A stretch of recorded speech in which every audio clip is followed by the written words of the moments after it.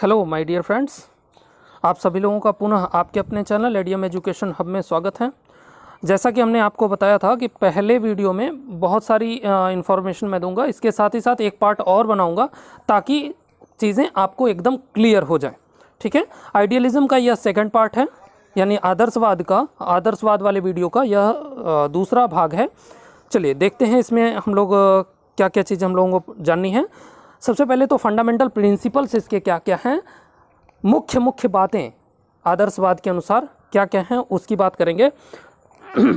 तो आप यहाँ पे देख रहे होंगे स्क्रीन पर सीधे सीधे लिखा हुआ है कि यह सबसे प्राचीन विचारधारा है, यह विचारों को प्रधान मानती है। ठीक है, यह विचारों को प्रधान मानती है, इसको विचारवाद भी कहा जाता है। यह हमने इसके पहले वाले वीडियो में हमने अपलोड किया है, बताया है। आदर्शवाद मन पर सर्वाधिक बल देता है, आदर्शवाद मन पर सर्वाधिक बल देता है। विचारों का ज्ञान ही सच्चा ज्ञान मानता है, ये विचारों का ज्ञान ही सच्चा ज्ञान है। वही विचार सत्य हैं जो स्थापित तथा मान्य सत्ता के साथ संगति रखता है, यानी जो वास्तविक सत्ता है, जो विद्यमान सत्ता है, उसके साथ जब वो कोऑर्डिनेशन बना ले रहा है, उसी प्रकार की विचारों को ही यह सत्य मानता है। ठीक है, यह व्यक्ति के विकास पर बल देता है। व्यक्ति तथा संसार दोनों बुद्धि की अभिव्यक्तियां हैं इसके अनुसार। ठीक है, इसके साथ ही साथ विभिन्नता में एकता की बात करता है। ये अनुभूति या व्यक्तित्व का उत्कर्ष, देखिए ये शब्द आपके लिए बहुत ही इंपॉर्टेंट है, अनुभूति। ठीक है, आइडियलिज्म का ये क्वेश्चन आया हुआ है, आप प्रीवियस ईयर में का क्वेश्चन पेपर अगर सॉल्व करेंगे तो उसमें आपको मिलेगा कि आत्मानुभूति आदर्शवाद का उच्चतम लक्ष्य, उत्कृष्ट लक्ष्य क्या है। तो आदर्शवाद का जो उत्कृष्ट लक्ष्य है वो है आत्मानुभूति। ठीक है, या व्यक्तित्व का उत्कर्ष। लेकिन ये शब्द, ये टर्म आपको याद रखना है, आत्मानुभूति। आगे और भी चीज़ें हैं वो हम लोग डिस्कस करेंगे। शाश्वत मूल्यों तथा आदर्शों की प्राप्ति करता है। सांस्कृतिक विरासत की समृद्धि की बात करता है, ये समृद्धि की बात करता है। पवित्र जीवन की प्राप्ति की बात करता है। पूर्ण चेतना की प्राप्ति की बात ये करता है आदर्शवाद। ठीक है, चलिए तत्व मीमांसा आदर्शवाद के अनुसार क्या क्या है। अंतिम यथार्थ ज्ञान और तर्क, अंतिम यथार्थ ज्ञान और तर्क की शक्ति है, अंतिम यथार्थ ज्ञान और तर्क की शक्ति है। इसके बाद आत्मा व्यक्ति का असली रूप है, आत्मा को यह सर्वोपरि मानता है, आत्मा को ही यह सर्वोपरि मानता है, तो इसलिए आत्मा व्यक्ति का असली रूप है इसके अकॉर्डिंग। इसके साथ ही साथ व्यक्ति संसार, भौतिक संसार का कोई वास्तविक अर्थ नहीं है, विचार ही यथार्थ है। यानी जो कुछ भी है इस दुनिया में, जैसे वो क्या कहता है कि प्रकृतिवाद कहता है कि जो चराचर जगत में जो कुछ भी उपस्थित है वही वास्तविक है, विचार कहीं पर भी उपस्थित वास्तविक नहीं होते हैं या सत्य नहीं होते हैं। लेकिन ये कहता है कि भौतिक जगत मिथ्य है लेकिन विचार सत्य हैं।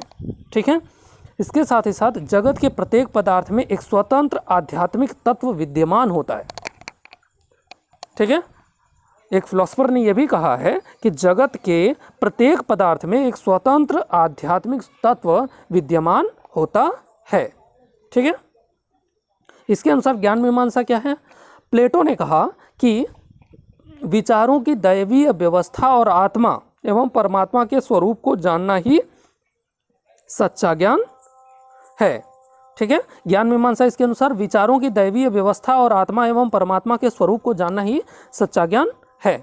ठीक है, जहाँ जहाँ से जो इम्पोर्टेंट पॉइंट है वो हम लोग डिस्कस करते चलेंगे, लेकिन आपको जानना सब कुछ है ताकि आपके माइंड में, आप जो है इसको अगर वीडियो देखे हुए हैं, आपने खुद से पढ़ाई करी है, तो फिर आपको बहुत सारी चीज़ें अपने आप क्लियर हो जाएंगी।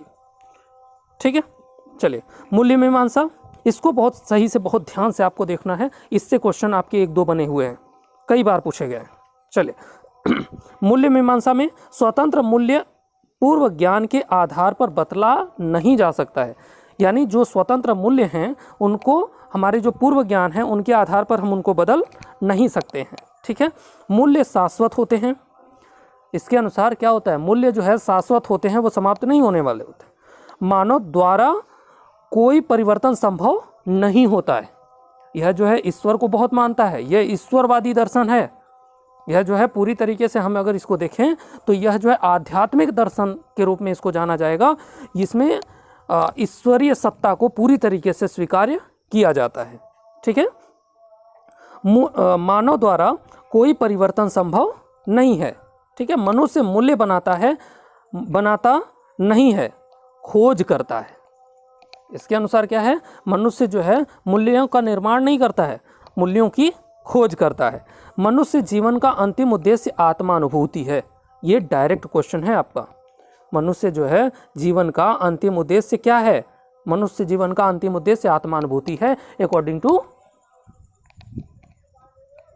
किसके? आदर्शवाद। ठीक है, इसके बाद जो एक चीज और इंपॉर्टेंट है आपकी, वो ये है, आत्मानुभूति के लिए 3 सनातन मूल्यों, आत्मानुभूति के लिए 3 सनातन मूल्यों की बात की गई है। क्या है वो? ऐसे ही डायरेक्ट क्वेश्चन पूछा गया है। आत्मानुभूति के लिए प्लेटो ने, या ऐसे पूछा गया है, आत्मानुभूति के लिए 3 सनातन मूल्यों की बात की गई है। वह मूल्य हैं, तो वो मूल्य हैं सत्यम, शिवम और सुंदरम। ठीक है, सत्यम, शिवम, सुंदरम। और इसकी बात किसने करी है? तो इसकी बात करी है प्लेटो ने। किसने? प्लेटो ने। ठीक है, यानी आत्मानुभूति के लिए प्लेटो ने 3 सनातन मूल्यों सत्यम, शिवम, सुंदरम की प्राप्ति आवश्यक समझते थे। ठीक है, यहां से 2 क्वेश्चन बन रहे हैं आपके।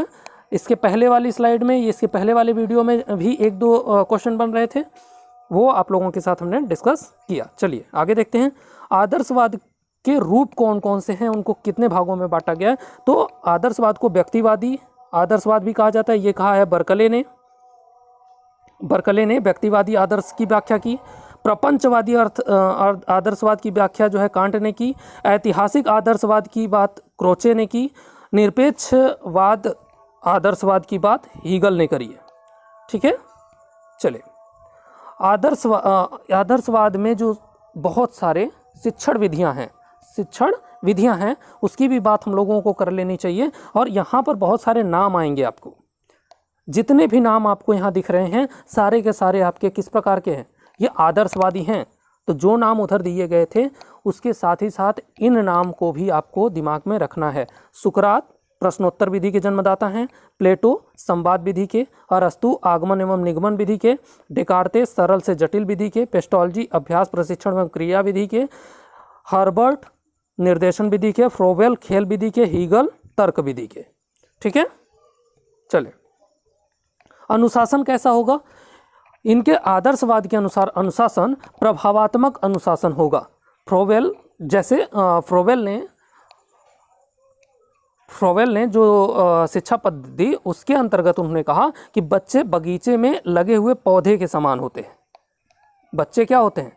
एक बगीचा है, उसमें लगे हुए पौधे के समान होते हैं। लेकिन शिक्षक की भूमिका क्या होती है? एक माली की होती है। अगर कहीं उसकी डालें इधर उधर जा रही हैं, कुछ गलत डायरेक्शन में जा रही हैं, तो उसको काट छांट करके वो सीधा करने का काम करता है।